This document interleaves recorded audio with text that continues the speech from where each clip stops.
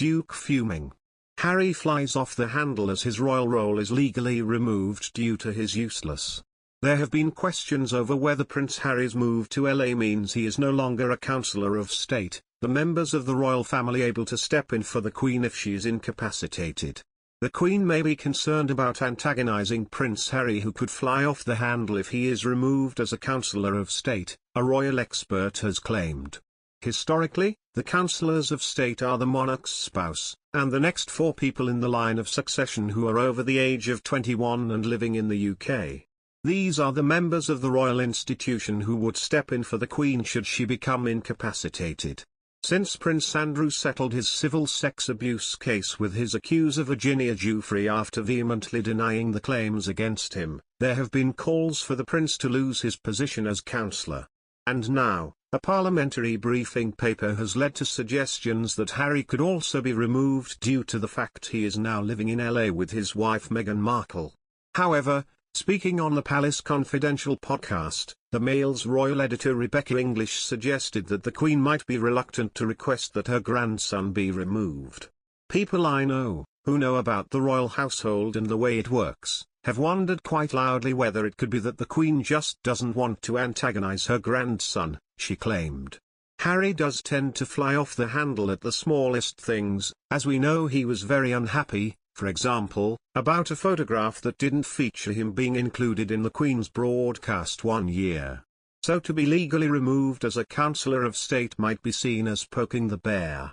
Reacting to the idea of the Duke of Sussex being stripped of his status as counsellor, royal biographer Robert Hardman noted that the public might find it strange if Harry were to be removed as a Counsellor of State but Prince Andrew remained.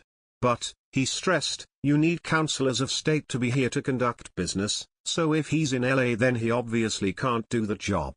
The process of removing a Counsellor of State is one that requires parliamentary approval, and therefore Roberts suggested that this isn't a matter for the Queen to deal with anyway.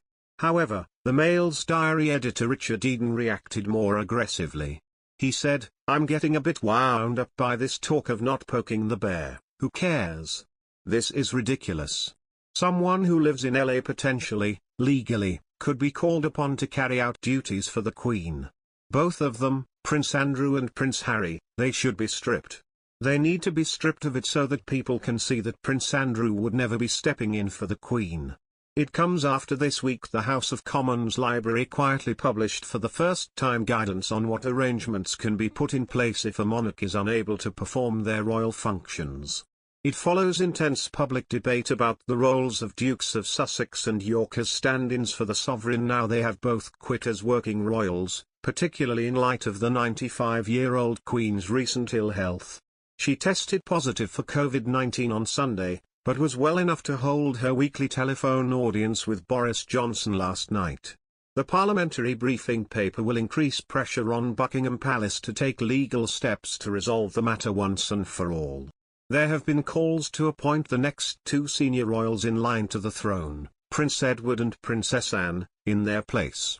A government source said, "There's been a lot of noise about Harry and Andrew and their roles as Counsellors of State and it was felt important MPs had all the facts.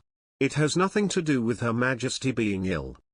Harry remains 6th in line to the throne but hasn't lived in the UK since late 2019.